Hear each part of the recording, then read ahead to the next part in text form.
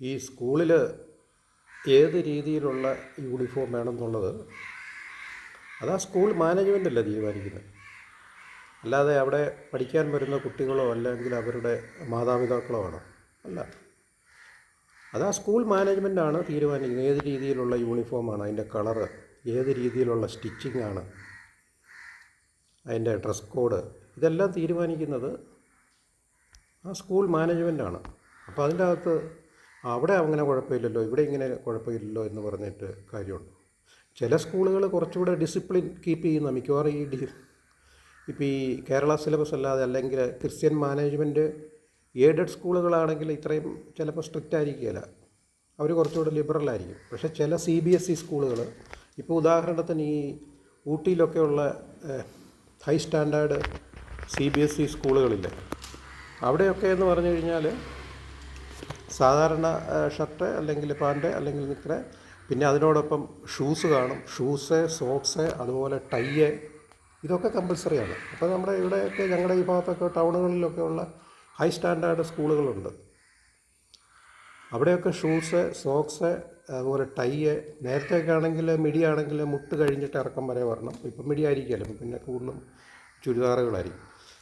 അതുപോലെ തന്നെ ഷർട്ട് തയ്ക്കുമ്പോഴാണെങ്കിലും ആ തയ്ക്കുന്നതിന് ഒരു നോംസ് അവർ പറഞ്ഞിട്ടുണ്ട്, ഏത് രീതിയിൽ തയ്ക്കണം എന്നുള്ളത്. ഇപ്പോൾ സാറിന് ഇപ്പോഴെല്ലാം കണ്ടുവരുന്നത് മിക്കവാറും നീല ചെക്കമുള്ള ഷർട്ടാണെങ്കിൽ ബ്ലൂ കളറായിരിക്കും പാൻറ്റ്, പക്ഷേ ആ പടി നീല സ്ട്രിപ്പ് പോലെയായിരിക്കും പടി. അതുപോലെ കൈയുടെ എൻഡിലും ആ നീല സ്ട്രിപ്പ് വരും, അതുപോലെ ആ കൈയുടെ ഇറക്കം, ഇതെല്ലാം യൂണിഫോം ആയിരിക്കണം. അല്ലാതെ നമ്മളിപ്പോൾ അവിടുന്ന്, അതുകൊണ്ടാണ് അവർ തന്നെ പ്രൊവൈഡ് ചെയ്യുന്ന തുണി. അതുപോലെ തയ്യൽ കടക്കാരാണെങ്കിൽ അവർ പറയുന്ന തയ്യൽക്കടയിലായിരിക്കും, കാരണം ആ തയ്യൽക്കാരനറിയാം ഏതൊക്കെ രീതിയിലാണ് തയ്ക്കണം എന്നുള്ളത്. അപ്പോൾ യൂണിഫോം എന്ന് പറഞ്ഞാൽ അതിനൊരു യൂണിഫോമിറ്റി വരണം. ഇപ്പം ഈ ഉദാഹരണത്തിന് ആ സ്കൂളിൽ ആ പെൺകുട്ടിക്ക് തട്ട ഇടാൻ അനുവാദം കൊടുത്തു കഴിഞ്ഞാൽ ആ യൂണിഫോമിറ്റി നഷ്ടപ്പെടുകയല്ലേ. അപ്പോൾ ആ കുട്ടിക്ക് ഒരു പ്രിവിലേജ് കൊടുക്കുകയല്ലേ, അത് പാടില്ലല്ലോ. എല്ലാ കുട്ടികളെയും ഒരുപോലെ കാണണ്ടേ. അപ്പം പിന്നെ ചോദ്യം വരുന്നു, തട്ടയിട്ട കന്യാസ്ത്രീ തട്ടയിടാൻ പറ്റത്തില്ല എന്ന് പറഞ്ഞു. അത് ഒരു കോമൺ സെൻസ് ചിന്തിക്കണ്ടേ.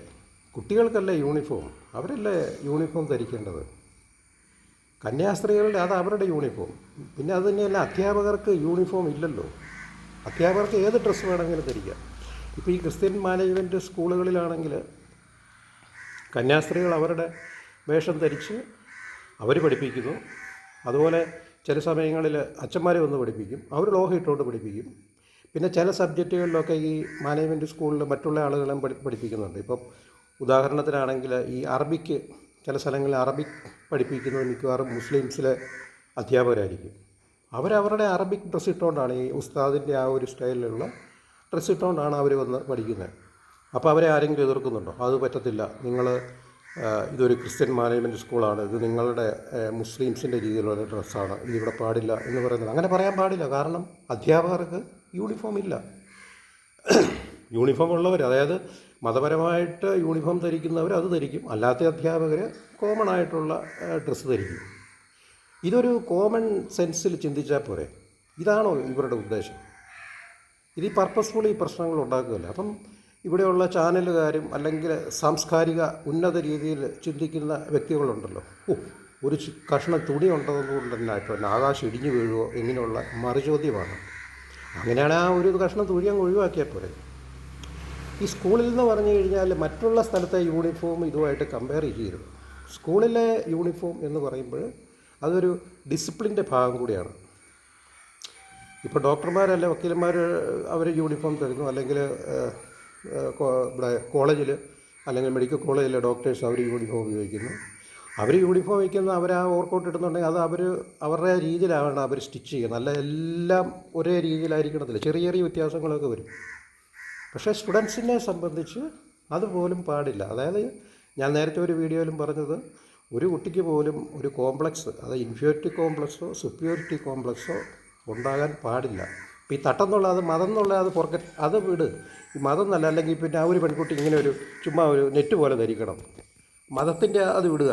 അല്ലാതെ തന്നെ ഒരു പെൺകുട്ടി എനിക്കിങ്ങനെ ഒരു തലയിൽ ഇങ്ങനെ ഒരു തുണി ഇടണം. അതിപ്പോൾ ഹിന്ദുവിൻ്റെ മുസ്ലിം കുട്ടി എന്നുള്ളത് വിട്, ഒരു ക്രിസ്ത്യൻ കുട്ടിയാണെങ്കിലും പള്ളിയിലൊക്കെ പോയി ചില നെറ്റ് ഇടും, എനിക്ക് ഈ നെറ്റിങ്ങനെ ഇടണമെന്ന് പറഞ്ഞാൽ അത് അനുവദിക്കാൻ പറ്റുമോ? മതം വിടുക, അത് പാടില്ല. അപ്പോൾ അങ്ങനെ ആ പെൺകുട്ടിക്ക് ആ നെറ്റിയുടെ അനുവാദം കൊടുക്കുക എന്ന് പറഞ്ഞാൽ ആ പെൺകുട്ടിക്കൊരു പ്രിവിലേജ് കൊടുക്കുക എന്നുള്ളതാണ്. അതൊരിക്കലും പാടില്ല. എല്ലാ കുട്ടികളും ഒരുപോലെ, അതായത് സ്കൂളിൽ വന്നു കഴിഞ്ഞാൽ എല്ലാ കുട്ടികളുടെയും യൂണിഫോം ഒരുപോലെ ആയിരിക്കണം, കാണുന്നത് ഒരുപോലെ ആയിരിക്കും. അതിൻ്റെ ഇടയ്ക്ക് ഈ മറുചോദ്യങ്ങളാണ് കൂടുതൽ. എന്നാൽ ഒരു കുരിശുമാല ഇട്ടാൽ കുഴപ്പമുണ്ടോ, അല്ലെങ്കിൽ ഇതിൻ്റെ എന്താ ചന്ദനക്കുറി തരുന്നത്, അതുപോലെയല്ലല്ലോ. ഡ്രസ്സ് എന്ന് പറയുമ്പോൾ ഫിസിക്കലി കാണുന്ന ഒരു ഡ്രസ്സല്ലേ. അതിൻ്റെ അകത്തുനിന്ന് ഒരു 10 പേര് തട്ടയിട്ട് കാണുക എന്ന് പറഞ്ഞാൽ അതൊരു അഭംഗിയാണ്. അല്ലെങ്കിൽ പിന്നെ എല്ലാവരും തട്ടയിട്, കുഴപ്പമില്ല.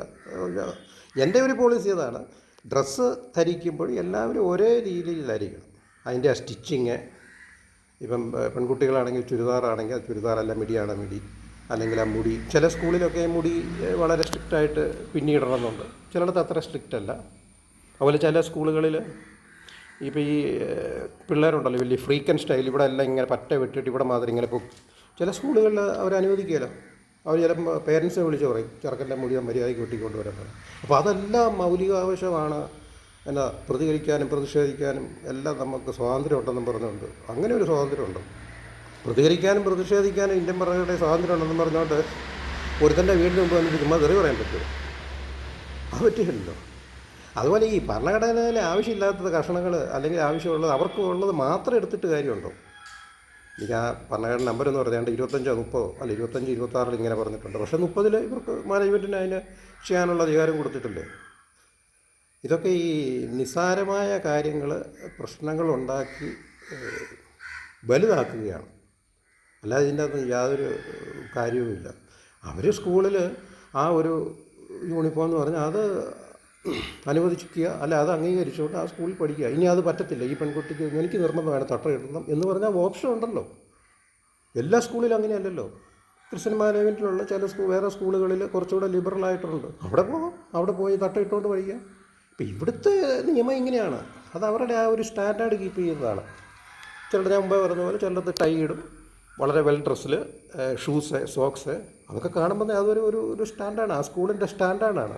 പുറമേ നോക്കി കഴിയുമ്പോഴത്തേനും നമ്മൾ ഈ സ്കൂളിൽ 4 മണി കഴിഞ്ഞ് യൂണിഫോം അല്ല പിള്ളേർ ഇറങ്ങി വരുമ്പോൾ നമുക്ക് തന്നെ കാണുമ്പോൾ അറിയാം അതൊരു ഹൈ സ്റ്റാൻഡേർഡുള്ള ഒരു സ്കൂളാണല്ലോ.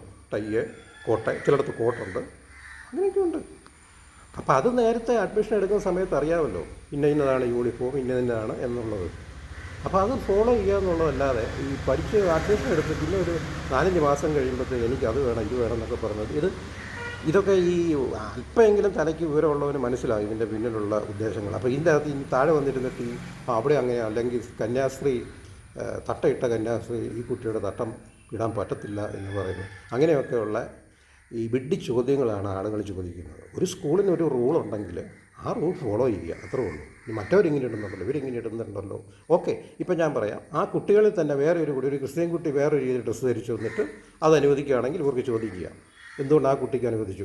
കുട്ടികളുടെ ഡ്രസ്സെന്ന് പറഞ്ഞാൽ യൂണിഫോം ആയിരിക്കണം, അത് ലുക്കും അതുപോലെ തന്നെ ആയിരിക്കണം.